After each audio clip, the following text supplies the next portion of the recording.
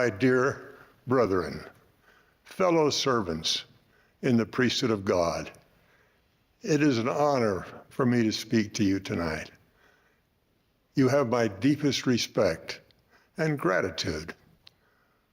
While I speak with you and hear of your great faith, it is my belief that there is an ever-increasing priesthood power in the world, with ever stronger quorums and ever more faithful priesthood holders.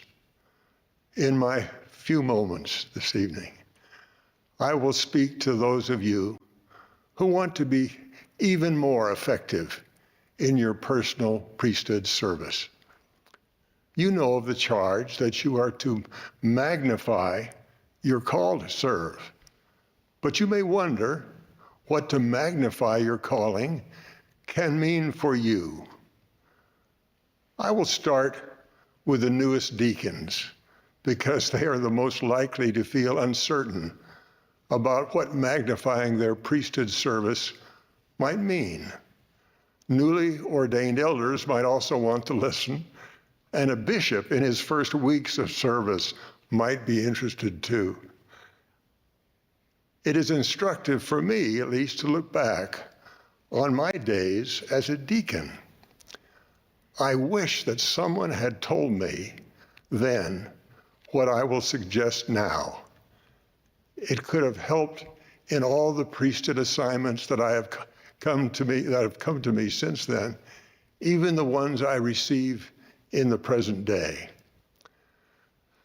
I was ordained a deacon in a branch so small that I was the only deacon, and my brother Ted the only teacher. We were the only family in the branch. The entire branch met in our home. The priesthood leader for my brother and me was a new convert who had just received the priesthood himself. I believe then my only priesthood duty was to pass the sacrament in my own dining room. When my family moved to Utah, I found myself in a large ward with many deacons. In my first sacrament meeting there, I observed the deacons, an army, it seemed to me, moving with precision as they passed the sacrament like a trained team. I was so frightened that next Sunday I went early to the ward building to be by myself when no one could see me. If I remember right, it was the Yale Crest Ward in Salt Lake City, and it had a little, some sort of a statue. I went behind the statue. I prayed fervently for help to know how not to fail as I took my place in passing the sacrament. Well, that prayer was answered. But I know now that there is a better way to pray and to think as we try to grow in our priesthood service. It has come by my understanding why individuals are given the priesthood.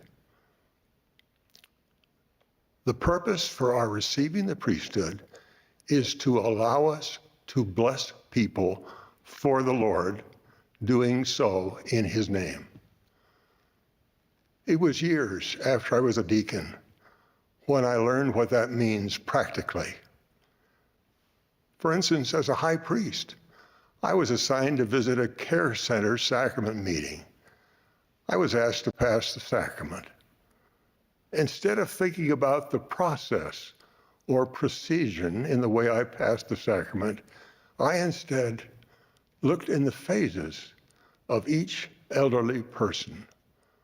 I saw many of them weeping. One lady grabbed my sleeve, looked up, and said aloud, "Oh, thank you, thank you." The Lord had blessed my service given in his name. That day, I had prayed for such a miracle to come. Instead of praying for how well I might do my part, I prayed that the people would feel the Lord's love through my loving service. I have learned this is the key to serving and blessing others in his name. I heard a recent experience that reminded me of such love when all church meetings were suspended due to the COVID-19 pandemic.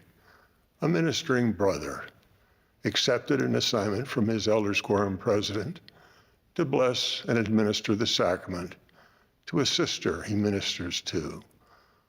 When he called her to offer to bring the sacrament, she accepted reluctantly, hating to take him out of his own home in such a dangerous time, and also believing that things would quickly return to normal. But when he arrived at her home that Sunday morning, she had a request. Could they walk next door and also have the sacrament with her 87-year-old neighbor? With the bishop's authorization, he agreed. For many, many weeks, and with very careful social distancing and other safety measures, that small group of saints gathered each Sunday for a simple sacrament service.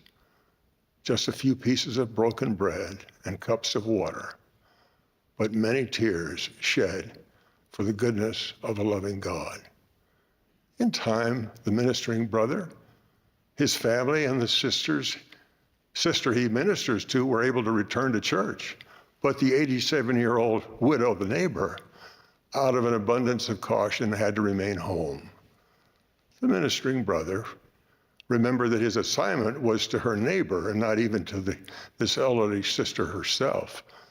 Still to this day, quietly comes to her home each Sunday, scriptures and a tiny piece of bread in hand to administer the sacrament of the Lord's Supper.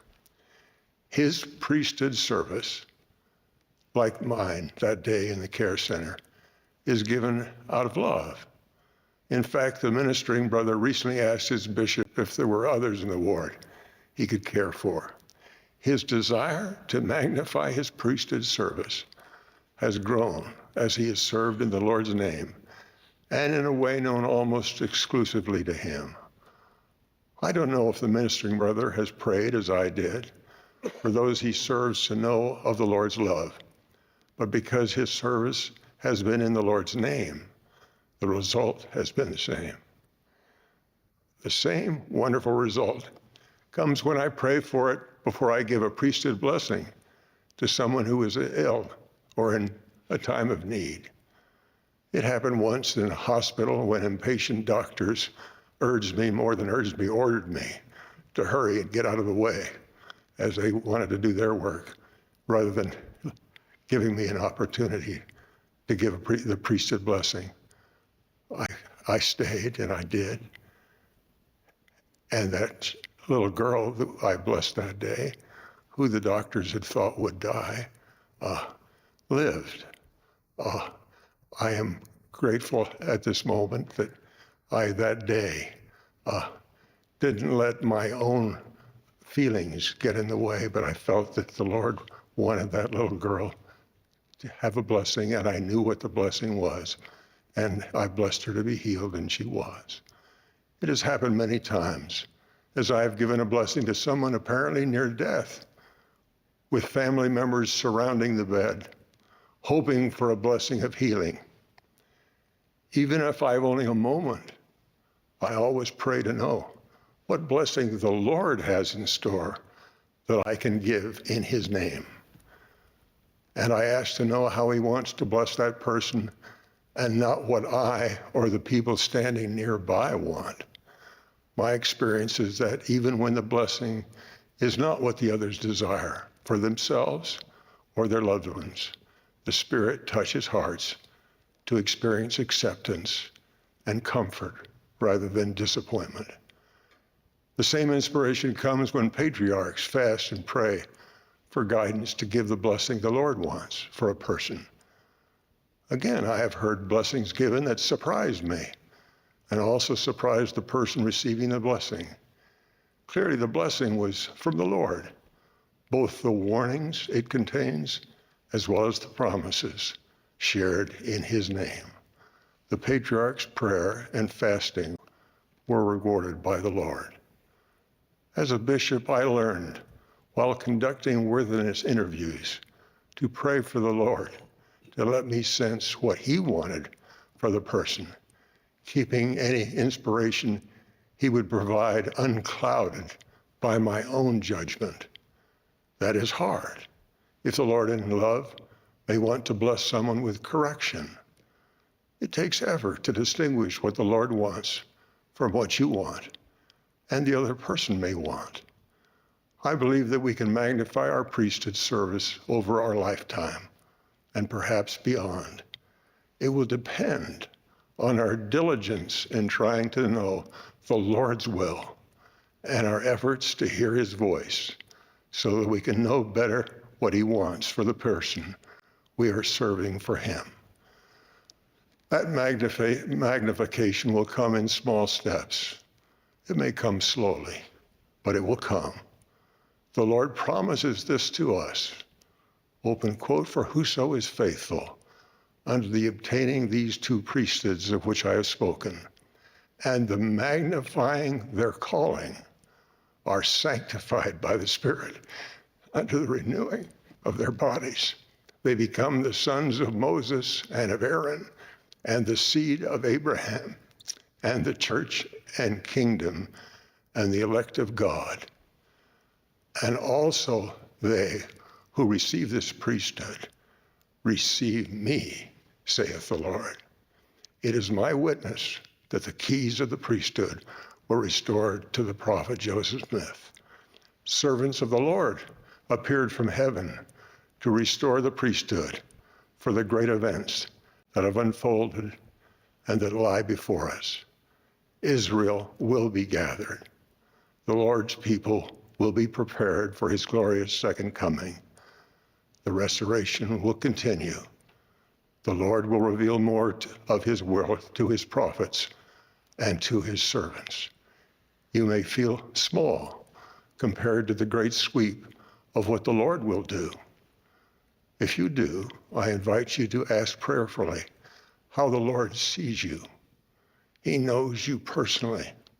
He conferred the priesthood upon you, and your rising up and magnifying the priesthood mattered to him because he loves you, and he trusts you to bless people he loves in his name.